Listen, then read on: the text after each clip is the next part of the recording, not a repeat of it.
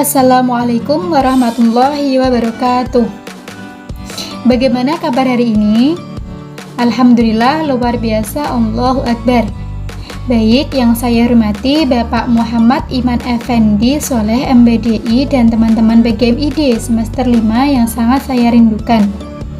Perkenalkan, kami dari kelompok 6 akan mepresentasikan makalah kami yang berjudul Memahami Quantum Teaching dalam Pembelajaran Quran Hadis.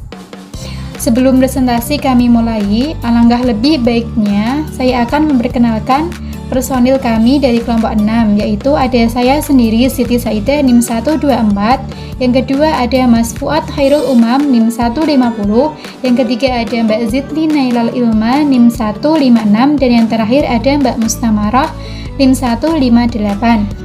Baik, langsung saja kita masuk pada rumusan masalah yang pertama adalah pengertian metode quantum teaching yang akan dijelaskan oleh Mbak Zidni Nailal Ilma. Oke, pembahasan selanjutnya yaitu tentang materi pengertian quantum teaching. Quantum teaching adalah pendekatan proses belajar yang dapat memunculkan kemampuan dan bakat alamiah siswa dalam membangun proses pembelajaran yang efektif. Nah, model pembelajaran quantum teaching menekankan pada teknik untuk meningkatkan kemampuan diri dan proses penyadaran akan potensi yang dimiliki oleh siswa. Prinsip dasar yang terdapat dalam model pembelajaran quantum teaching yaitu yang pertama, bawalah dunia mereka atau mereka yang disebutkan yaitu adalah siswa ke dalam dunia kita yaitu guru, dan antarkan dunia kita, dunia guru ke dalam dunia mereka yaitu dunia siswa. Yang kedua yaitu proses pembelajaran mendirikan orkestra simfoni. Yang ketiga yaitu pembelajaran harus berdampak bagi terbentuknya keunggulan. Yang keempat yaitu kerangka perencanaan model pembelajaran quantum teaching dikenal dengan sebutan TANDU, yaitu tumbuhkan, alami, namai, demonstrasikan, ulangi, dan rayakan. Jadi dapat kita simpulkan bahwa metode quantum teaching merupakan suatu proses pembelajaran dalam menyediakan latar belakang dan strategi untuk meningkatkan proses belajar mengajar dan membuat proses tersebut menjadi lebih menyenangkan. Nah, cara ini memberikan sebuah gaya pengajar yang memberdayakan siswa untuk berprestasi dari yang dianggap mungkin, juga membantu guru memperluas keterampilan siswa dan memotivasi siswa, sehingga guru akan memperoleh kepuasan yang besar dari pekerjaannya. Oke, selanjutnya yaitu tentang karakteristik metode quantum teaching akan dijelaskan oleh Fuad Khairul Umam. Assalamualaikum warahmatullahi wabarakatuh. Perkenalkan, nama saya Fuad Khairul Umam. Di sini saya akan menjelaskan tentang karakteristik model pembelajaran quantum teaching. Karakteristik quantum teaching di sini yang pertama ada proses pembelajaran yang berpangkal pada psikologi kognitif. Lalu yang kedua ada bersifat humanistis dan konstruktivistis.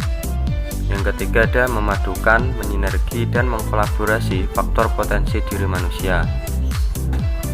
Yang keempat ada memusatkan perhatian pada interaksi bermutu dan bermakna. Lalu yang kelima ada menekankan pada pemercepatan pembelajaran taraf keberhasilan tinggi. Yang keenam ada menekankan kealamiahan dan kewajaran proses pembelajaran. Yang ketujuh ada menekankan kebermaknaan dan kebermutuan proses pembelajaran. Lalu yang kedelapan ada memadukan konteks dan isi pembelajaran. Yang kesembilan ada menempatkan nilai dan keyakinan sebagai bagian penting proses pembelajaran. Yang kesepuluh ada mengutamakan keberagamaan dan kebebasan. Dan yang terakhir ada mengintegrasikan totalitas tubuh dan pikiran dalam proses pembelajaran. Baik, sekian dari saya. Wassalamualaikum warahmatullahi wabarakatuh.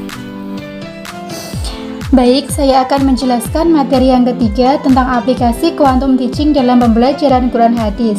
Nah, dalam aplikasi atau penerapan quantum teaching ini terdapat 7 langkah. Yang pertama adalah mengkreasikan ruang kelas. Nah, kegiatan ini berupa aktivitas mendesain atau memodifikasi ruang kelas agar terlihat menyenangkan saat proses pembelajaran berlangsung. Kemudian yang kedua adalah membagi kelompok belajar. Nah, dalam pembagian kelompok belajar ini terdapat 3 cara. Cara yang pertama adalah membagi anak yang pandai dalam membaca Al-Quran dengan anak yang kurang pandai atau masih dalam proses pembacaan Al-Quran melalui Iqra. Kemudian yang kedua adalah membagi anak yang mampu menghafal Al-Quran dan hadis dengan cermat kepada anak-anak yang hendak menghafalkan Al-Quran dan hadis, agar keduanya saling berinteraksi untuk menghafalkan dan memberikan evaluasi. Kemudian yang ketiga adalah pendidik menjadi fasilitator dalam kelompok. Kemudian langkah yang ketiga, mendengarkan murotal. Nah, metode pembelajaran kuantum ini identik dengan metode pembelajaran yang menyenangkan, kreatif, dan inovatif.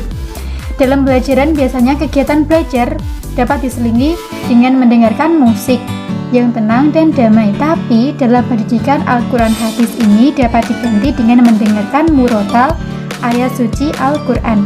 Kemudian yang keempat adalah metode ceramah, di mana guru memberikan informasi pengetahuan secara aktif, sedangkan siswa mendengarkan atau siswa bersikap pasif menerima informasi. Kemudian yang kelima adalah metode latihan. Metode latihan ini dapat diperlakukan dengan berlatih menulis Arab atau huruf hijaiyah. Dengan metode latihan menulis huruf hijaiyah, peserta didik secara tidak langsung mendapatkan 2 pembelajaran. Yang pertama, membaca huruf hijaiyah, dan yang kedua adalah menulis huruf hijaiyah. Kemudian yang keenam adalah memberikan warna pada tajwid. Nah, banyak ditemukan di dalam Al-Quran bahwasanya tajwid huruf yang ada di dalam Al-Quran sangat berbeda satu sama lain dan juga lebih dari satu tajwid. Misalnya seperti pembacaan Bismillah, kata-kata Bismillahirrahmanirrahim. Dalam kalimat tersebut banyak sekali tajwid yang perlu diketahui oleh peserta didik. Kemudian yang ketujuh adalah menceritakan kisah asbabun nuzul. Nah, menceritakan kisah asbabun nuzul dari perjalanan Al-Quran dan kisah Nabi serta dilengkapi dengan hadis, peserta didik tentu akan merasa penasaran dan ingin mendengarkan serta mempelajari Al-Quran dan hadis dengan baik dan benar. Sekian dari saya, akan dilanjutkan oleh rumusan yang keempat oleh Mbak Uus. Peserta didik dirangsang untuk aktif mengamati. Yang keenam, model pembelajaran quantum teaching membutuhkan dari seorang guru. Yang ketujuh, pembelajaran yang diberikan oleh guru mudah dan diterima oleh peserta didik. Yang selanjutnya adalah kekurangan quantum teaching dalam mata pembelajaran Quran hadis. Yang pertama, modul ini memerlukan persiapan dan perencanaan yang matang. Yang kedua, fasilitas seperti peralatan tidak selalu tersedia dengan baik. Yang ketiga, karena dalam metode ini ada perayaan untuk menghormati usaha seorang siswa.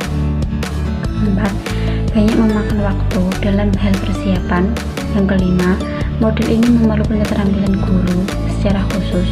Dan yang terakhir, agar belajar dengan metode pembelajaran ini mendapatkan hasil baik, diperlukan kesabaran dan ketelitian.